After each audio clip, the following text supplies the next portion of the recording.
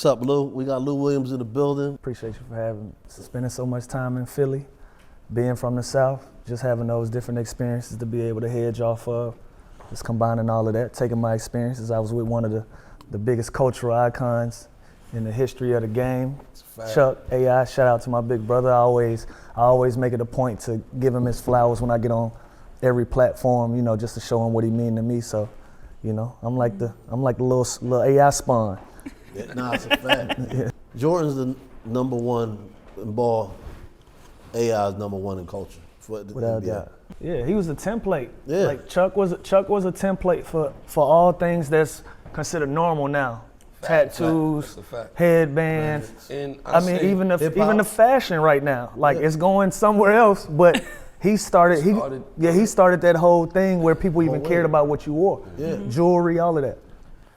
He said he said in his Hall of Fame speech that he made me cry in practice. He did not make me cry in practice. But one day, he just decided he wanted to turn into AI, and he was talking shit, playing hard as hell. And he was busting my ass. I give him that. He was busting my ass, and I was you know how you get frustrated to the point your eyes watering and you want that moment so bad. I wanted to beat him so bad because I worship the ground he walk on. I wanted to beat him so bad that I was frustrated that Allen Iverson turned into Allen Iverson on me. You know what I'm saying? You said that you've been on the wrong side of a 3-1. What's that like in the locker room? Do people actually believe that they can come back in those situations? Better believe. No, we were up 3-1. Oh, okay. Okay, you're on the right side. But it didn't go my way. It's just like a bad headache. It's like, all right, it's cool, and then it just get worse. Then it get worse. It's like, oh shit, we got a problem. You know what I'm saying? I just remember feeling like we were up 3-1, then it was 3-2. And we still felt pretty good about where we was at, you know what I'm saying? And then, if I'm not mistaken, I think we got our ass kicked in game 5. And that's when we kind of looked at each other like, we got to close this shit out now or we're going to have a problem on our hands. Didn't close it out, and I think at that point we knew it was an uphill battle for us opposed to it being an uphill battle for them. And it was the Joker. Got our ass out of there. But we didn't want to be in that bubble anyway, so it was cool. Oh man, the bubble. I heard it wasn't that bad. It wasn't that bad as far as the living situation, but it's only so many ways you can cut a hotel up. You know what I'm saying? Like, that's a fact. I really lived in a hotel room for 70 plus days. You know what I'm saying? We was calling it rich guy jail. For lack of better terms, we was calling it rich guy jail. You know, that was the vibe that it was given. You know, you come outside and LeBron is on a bike, and you know you got guys over here doing yoga. They playing spades on a rooftop. It had some wild elements to it.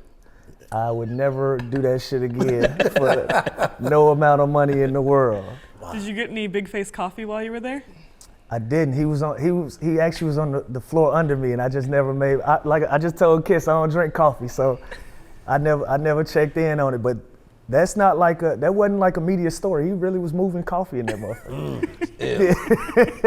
Jimmy was really moving coffee in there. Yeah, he had a little shop set up. Wow. That feels like a long time ago, don't it? It felt like Malcolm X days almost. It feels like a long time ago. But how wasn't even that long ago. That's sick. How was it with that part of the bubble? Because you know that was when the Black Lives Matter hit the court, and you know one of the things I heard was players had to pick from like 10 slogans to go in their jersey. Yeah. And everybody was picking different I think that was one of the positives that came out of the bubble was. It forced us all to focus. It put us all in a space where we had to get on the same page of what our message was going to be. We realized that we had a major platform at that time. We knew that we had all eyes and ears on us, and I don't know how we became the leaders of this movement. But a lot of people was looking at the NBA for direction, and I think we understood that and we knew that. And we had a lot of real conversations was had in that bubble between a lot of guys that usually wouldn't get an opportunity to even to even talk and have that dialogue and get on the same page about things, because we all are our own individual companies. You know what I'm saying? And so for us to all be under one house, it focused us. So I felt like we did some positive things and some change came out of it. Wow. It was a beautiful moment to see the players stand up. I think that was the one time you've seen a lot of players use their voice in different ways. Yeah. And even the clothing. A lot of times I've seen players had shirts with words on them, and there was a lot of collaborations at that time that was trying to. I think it just gave us confidence. Because like I said, when everybody go home, you might feel like you're the only one that got this frustration pent up, like I need to say something, Yep. I need to be heard, and I think with all of us being together, we was able to feed off each other energy. Like, when you got my back, I got your back, I'm free to say whatever I want, and I know my brother's gonna stand behind me. So I think it gave us that leverage, to go out there and be strong with our words and what we wanted to accomplish. How was it playing in the actual bubble, like with no fans? The basketball part was terrible. That part was terrible. I think it was a valiant effort to do the screens with fans and the family, but it's nothing that can replicate that energy in the building, in arenas with 20,000 people. So running out for a closeout playoff game to nobody, it ain't the same. It just ain't the same. You trying to draw inspiration from something, and it ain't there. That had to be awkward as hell. Awkward ain't the word. Yeah, I'm trying to keep it cool in here. A lot of people don't go from high school to the league. Right.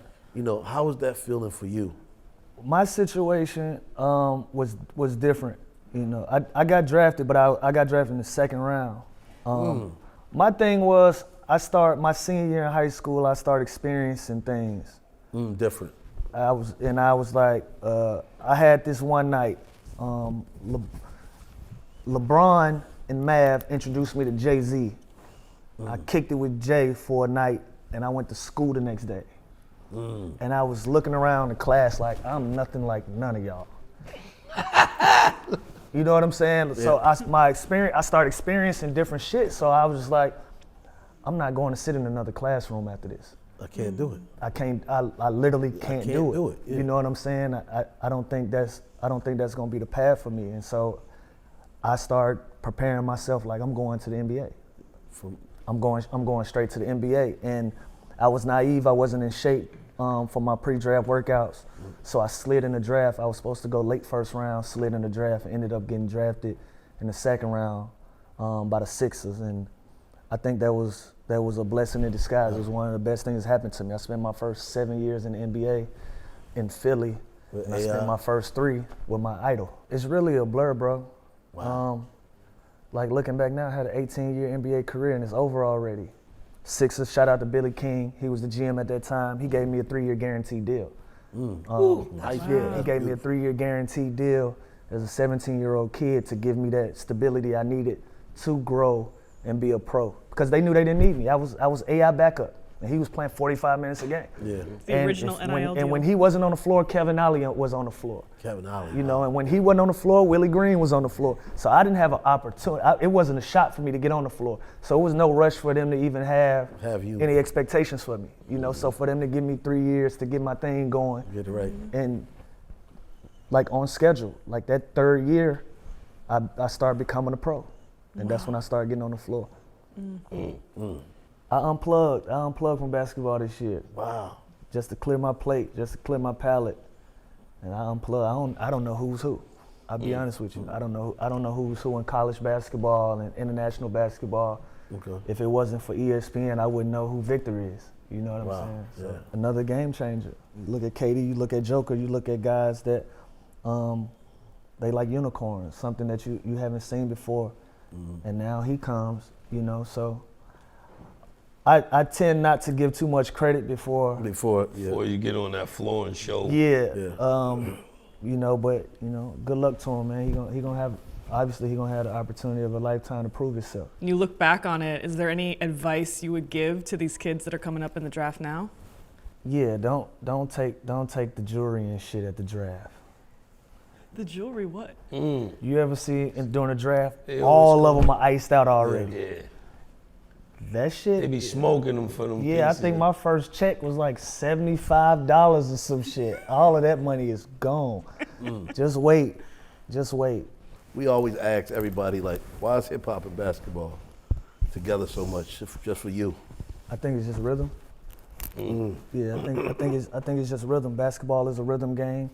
Music is a rhythm game, and I think when y'all in the studio, y'all draw a lot of inspiration from. You know, I spend a lot of time in studios with artists, and it's always on the games. It's always on ESPN. I think y'all draw a lot from that, and for us, I think we draw a lot from the music because, you know, we need our soundtrack.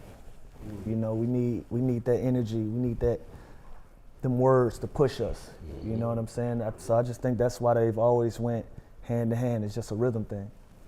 So many different artists from the South. I just fell in love with it. So I started. My cousin, he used to make beats, and he had a cassette player, and he used to take the cassette player and record over the music, but he record himself.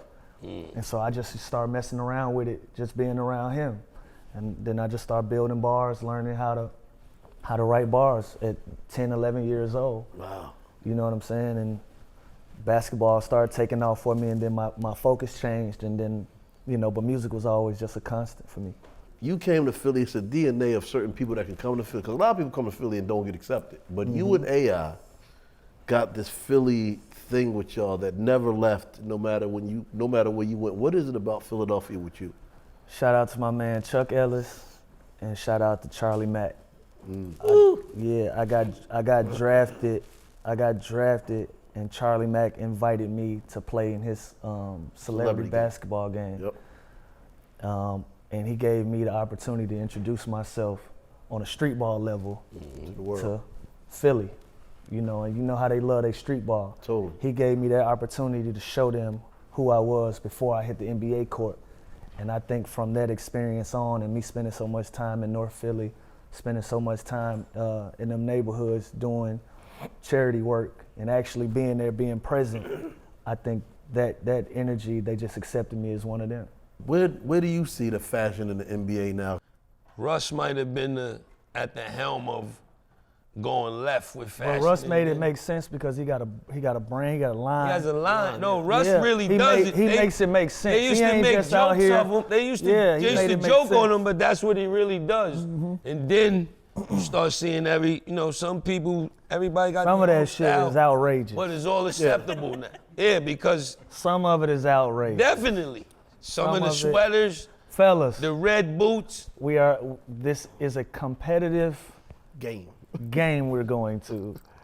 Show your personality, do your thing. That's what they do. Let's take it down a notch, though.